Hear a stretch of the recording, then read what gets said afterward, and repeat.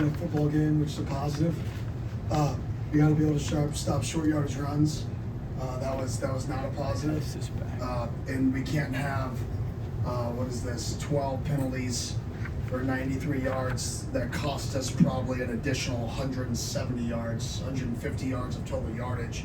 So when you look at it all, if you just removed the penalties, this entire sheet is 200 yards different right now. And we got to get that cleaned up. That starts with me. I mean, I'm the end-all, be-all when it comes to stuff like that. And we've had officials at every practice. We haven't had that amount of holding calls called in all of camp than we had tonight, and we got to get that cleaned up. We'll use the mics from now on, Chris.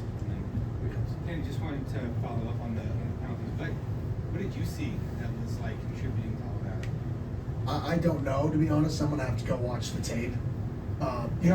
If the one, Keyshawn grabbed the guy, is bang bang, but it looked like he shoved him, so I get it. But I don't know if it's bad for Keyshawn or not. It's one of those 50-50 ones, right? But it definitely looks like he's shoving him, so I get it. The holdings, I just got to go watch it. I got to see if we're outside the framework of our body. When it's in live time and you don't see the replay, your eyes aren't always directly on the guy who's holding, but there are a majority on the perimeter screens is where the penalties were happening. And we do perimeter drill often with live refs, and we don't get a lot of those flags. So I want to see if just game day we got some nerves to us and we're getting outside of our framework of our body. We'll go back and figure out what it is and try to get it addressed this week. And how much do you think that influenced the way that this game will be perceived by fans? Oh, I don't care. I'm sorry. I don't we got to go get better. We got to go back to work. We're 1-0. We had a sold-out crowd. I think we broke the student attendance record. So, could we have played better in the football game? Oh, 100%. You got to give NAU credit. They're a phenomenal staff. They do a great job. Their offensive schemes, defensive schemes, it's probably one of the worst teams you could ever play week one with how unique they play the game, right? You got to give them a lot of credit and that team a lot of credit too. It's not just, what we did wrong, it's also what they did right. So I would say, I'm a fan of that staff. So, go Lumberjacks. I'm rooting for them. They're another local team. And, I know Coach Wright's come out to a practice or so down here, and I hope we continue to have a relationship because he did a phenomenal job today, did a phenomenal job last year, and I want to make sure people are giving him his credit because I believe that he outcoached me tonight. And that's something that I got to look at, and I got to figure out how that doesn't happen again moving forward. Up front with Jake. Coach, the Levitt to Tyson duo tonight was obviously just locked in. In a perfect world, would you rather the distribution to other receivers be a little bit more even, or was that just a product of taking the defense? Yeah, when you're an exotic team like that, you don't double players, right? Because you're so exotic. You can't be, run a bunch of exotics and double certain players. So if they're not going to double, if that's not their plan to double, our best guy, then we should probably just keep getting the ball. Other teams that, their plan is more double oriented on a player, then we need more guys involved. So I think that's going to happen naturally throughout the season. I don't think it's going to be forced. I just think that just kind of happened based off the flow of the game and how they're playing defense and what their plan was. Max. Hey, Kenny, Max Baylor, Market Sports Network. For the entire running back room and the amount of perception and the anticipation coming in, how do you feel like that whole room performed tonight? And then secondly, Sam, just on that stage, called his performance tonight a C+, and he had over 350 yards of total offense. Do you agree with him? Yeah, Sam's hard himself. Sam's going to be his hardest critic. That's just who Sam is. He's never going to be satisfied. But he had a really good football game. He had some really good checks there early, getting us into the right plays. He extended plays. He had some unbelievable throws into the pressures that we were struggling picking up. So I thought he played well. And I think he's only going to continue to play better as the season progresses. In terms of the running back room, you saw some explosive plays. One of them got called back, but that's what we saw in camp. That's what we were looking for. A couple of those plays don't get called back, and like I said, the dynamic of this game is different. And but that's football, right? That's the best part about this game is a few things go a different direction, and it's a whole different feel and a whole different game, right? But no, I like where that room is at. And like I said, they did some crazy, unique things on defense. You got to give them a lot of credit for what they were doing schematically. It was good stuff. Couple in the back, right here. Coach, right here.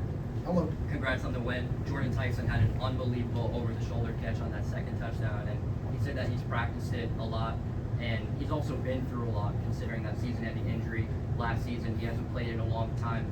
So, since his time at Tempe, how impressed are you with his development, not just on the field, but off the field? Yeah, he's been awesome. I mean, his growth, he's grown up as a person.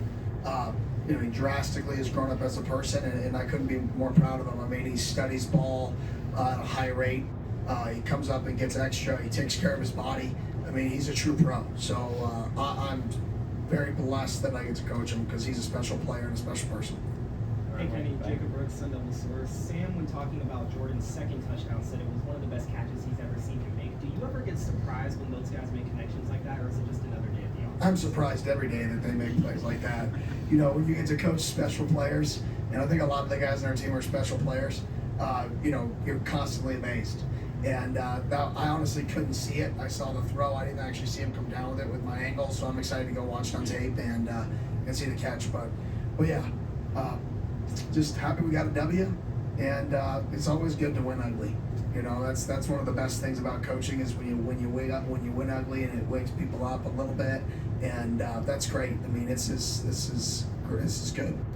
Yeah, great. Mike. Yeah, Coach Michael Carris, no Pitchfork Lunch. When you talk about like sparking the offense, the fake punt, I mean, really, a lot of times you might do it later in a game, but just what did you see there? And obviously, Kaiser made a heck of a play. Yeah, I mean, we had a good plan.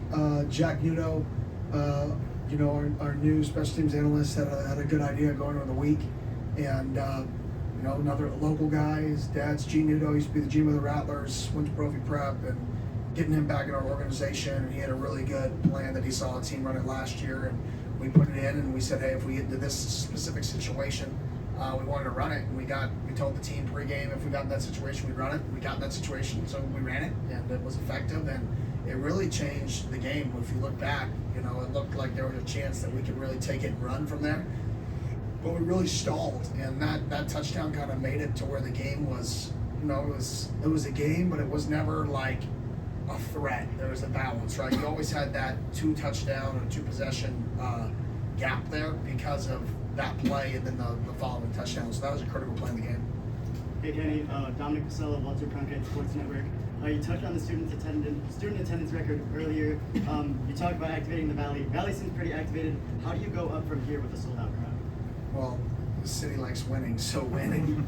I mean, I wish there was a better answer to that. But no, I mean, the crowd tonight was awesome. I mean, like I said, our games, they're not meant to be perfect, especially games early, right? They're meant to be ugly. They're meant to clean things up. You'd like to be perfect. Last year we started so hot, right? Like right away, like holy cow, right? Today, this game reminded me of Texas State, from last year, where they do so many exotic things on defense, and they just got us. Like it was just never in a rhythm, always getting us out of sync. And then for a little bit there, we got back into a rhythm. Early in the year, you get spooked by some things like that, and I think that's what this game reminded. Even though we weren't losing like that game, this game had that similar feel. Like we just weren't in sync because how unique they play defense. We couldn't really run a lot of what we normally run, which is kudos to them. Like I said, you got to give that staff a lot of credit because there's a reason their defense was top 3 in their league last year. They returned a lot of players, and they do a great job. Hey Kenny, Dillingham, Fox 10 News. What were your thoughts on the Browns' performance, especially all he's had to go through to get back to his game? Yeah, he really hasn't played in 2 years. I mean, he played a couple games last year before he got hurt, but he really hasn't played in 2 years. And we talked about earlier, he's put in the work like he's serious about it this offseason. He's gained the weight like it matters to him, and you can feel it out there on the field. He's running behind his pads. He's not just a fast guy anymore, and then you can see the explosiveness like he had in a few of those plays. I'm looking at the stats. I mean, 5 for 38, and then receiving, there's 3 for 13. But I guess the big one I'm thinking about is the one that was called back, where he burst and would have gone for 80. And those are 70, whatever it was. And those were the plays we really didn't have a lot of last year. Those huge plays. He has that ability. And then when he did get the ball in the running game, I mean, he averaged 7.6 yards per carry. I mean, he was running behind his pads, tough to tackle. So I was very, very pleased with him. I'm fired up about him. Hey, quick follow-up. What were your just general thoughts on the rush attack tonight? Yeah, early we struggled with. I mean, they're lining up with Bear with an extra, sometimes two extras, then stuck in the front back, and the tags with all their twist games. We were just missing the looper sometimes or a few times because it's unique. You know, you only practice it for 1 week, and they practice it all year. That's why it's good what they do, and they showed something a little different than what we practiced. So obviously they've been working on it, and that's the tough part of week ones is you have a team that's kind of doing something different and unique, and they've been practicing for a month, and you've been practicing it for 0 days, and until you get to game day, then you've got to out execute, and that's the stuff we got to get better at as a staff. Though is okay, we see it on tape, we know what they're doing. How do we get it fixed sooner? The second half, we ran the ball pretty effectively there after we got to go to the locker room and we made adjustments. We got to be able to try to make those adjustments sooner after we kind of see what they're doing. That way we can, run the ball earlier when we see these exotic things, because they're not the only team that's going to be exotic. It's just the first time you see kind of unique things is harder. The more you see it, the easier it becomes, as the season progresses. Coach Adam Beadler is in the first seat. Jordan Crook was just flying over the field defensively. Do you feel like this is one of his best games in an AS uniform, and how much have you really seen him just evolve since he's been in AS? Oh yeah, he's on the leadership council. He's one of the leaders of the football team. He's one of our passionate leaders of the football team. He flies around. Crook's gonna have an unbelievable year. It's hard for me to say exactly how he played in the football game. Like, that wouldn't be fair, but if I had to guess, I would guess he played really well. For the most part, our defense played good defense. They had some short fields. They played good situational defense. Our ones and twos did. Like I said, the one area on defense that was the laps was our, short yardage defense. We gave them too many yards and too big of plays in short yardage. We got to find a way of why those things happened if the fits were wrong. And they had obviously had a good way to attack what we were doing because, there were some pretty big holes in there. But yeah, I thought for the most part, Crook had a really good game from what I saw.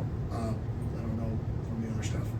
Coach Allen Judson, Blaze Radio. You talked about the struggles of your defense, but you held NAU to go 2 of 15 on third down. What did you see from your front seven in those short yardage situations? Yeah, the short yardage situations, we struggled. So we got to get better at the short yardage situations. Third and long, we did a really good job. We had them in third and medium and third and long most of the night, and we did a nice job. They got a really good mesh play at the 2-minute drill, where I thought we were going to win them in late and get the ball back. They ended up converting on that 4th and 5, and they ran mesh, scooted away to the left and threw the under. Yeah, the short yardage scenarios we got to get better at. The other situations we were pretty good other than that 1 4th down. Hey Coach, Adam Keaton, Fernando Intel. I know special teams was an area that you wanted to see improve this season, and you tried out Jesus for pretty long. I think tonight, just what did you think of that unit overall? Yeah, we gave up that one big kick return right to the field. They pinned us there. Other than that, we played well. We had a few punts that flipped the field. I had an MA. We called backed up punt on the 5-6 yard line. Probably should have called normal punt. That's why the coverage unit wasn't great on the punt there in the second quarter, going from the Tillman statue. Maybe just should have been in the regular punt so we get better coverage there. But other than that, I thought our special teams played great. We had a block punt. We had a fake punt converted. I thought they were a plus positive in the football game when it's all said and done. And I thought their specialists were good players. Their guy kicked the ball out of the end zone a lot of the times. Their punter boomed a couple. So kudos to them too. But I thought we performed well on special teams. Some things to clean up. That big kick return doesn't happen. I would say we performed really well. Over the right. Time for a couple more. Sorry if we don't get to you. Coach, you talked about NAU's exotic schemes and some penalties that you weren't happy about, but why do you think you got out-coached in this one? Yeah, anytime that I don't think we play up to our performance, it's on me. At the end of the day, like, everything that happened in this program falls on me. So if I feel like we're not operating at optimum level, that's my fault. And I gotta find ways in order to fix that. So regardless of if it's a special team issue, if it's an effort issue, if it's they got a really good plan versus us and we don't, quite get it fixed as fast as I would like, regardless of it, whenever we don't, play as good of a game as I want to play, I put it on myself because that's where I think it should lie, right? We play really well, it's because the players play well. We don't play great, it's because I got to be better. And I firmly believe that, and that's just how I operate. Like, it doesn't matter who you play. Like, if we don't play our best game, like, I look at myself and what could I have done better? Jordan Ham, Sports 360 coach, how would you assess the offensive line play, especially as they had to cycle through some guys with injuries? Yeah, I mean, that's a tough week for him. And I know I keep saying that, but like, you got to give those guys credit too. Like, that is some weird stuff in a good way. Like, and it's sound. It's not weird unsound. It's some weird good stuff. And I talked to their DC before the game, and I was just like, great job, man. Like, you're doing a great job. It's so different. You know, it's like anytime you do something that's so different, all your prep you do all year, then it's like completely different. And then it's completely different than the completely different you practiced, right? So you got to give them a lot of credit. So I thought our O-line adjusted well in the second half. It's all that stuff. You know, we're going to continue to get weird stuff. It was just like Texas State last year. If you get weird stuff, you're going to get it again. And then some teams try to do weird stuff again after Texas State. We got it handled because we were used to some weird stuff, right? Because our defense doesn't do all that, so it's harder to practice it. So now that we got it, it's on tape, we get to clean it up. And now if a team tries to do it again, we'll be completely prepared for it because we go back and do a corrections and fix all the problems from the prior game. That way we don't get beat with, I call copycat schemes. That way we can't get copycat schemed. So, but yeah, kudos to them. And I thought our line played decent for I'll have to go back and watch the tape to see if it was some of the running backs and the pros and the bear, or to see if we're supposed to bump it off, depending on if we make a slip call or were we going 5-0 or whatever the decision was with the pro. Some of those I don't know live, right? And I don't go over there on every single snap, so I gotta figure out those things. Wyatt Bowmeyer, Blaze Radio. Coach, you mentioned the stalling of the offense toward the end of the first half with 3 consecutive 3-and-outs. How important was Sam Levitt's 52-yard touchdown run, stalling momentum back to the Sun Belt? That was huge. I mean, explosive play, scored a touchdown, really extended the lead there, and we needed some momentum. So it was absolutely huge, critical, and he's athletic. So those are the things that you do when you got an athletic dude back there. And like I said, I thought he had a good game. All right, one more. Coach Luke Lumler, Sun Devil source. Jordan Crook also mentioned that there could be some communication issues that the defense could iron out. In your eyes, how much of that will naturally fix itself, and how much of it do you really need to hone in on in these coming practices? Yeah, we got to hone in. We got to hone in on it all. Like I told the guys, you know, one of our emphasis after our spring scrimmage at Camp T was holding outside the framework of our body. Even though we weren't getting it called a lot, you know, in practice, I was like, man, I can feel it, and I put that as an emphasis of we can't hold, right? So obviously we didn't make a big enough emphasis of that. I didn't make a big enough emphasis to get it fixed. We as a staff didn't make a big enough emphasis to get it fixed, because anytime that there's, you know, consistently the same problem, you can't look at other people. You got to look and say, like I said, like, you gotta look at yourself and say, okay, well, if multiple people are doing the same thing, then it's not a them problem, it's a me problem. And we've got to look at how we're coaching it. We got to really look at how the drills we're doing to teach it to try to get it fixed. All right, thanks, Coach. Thank you.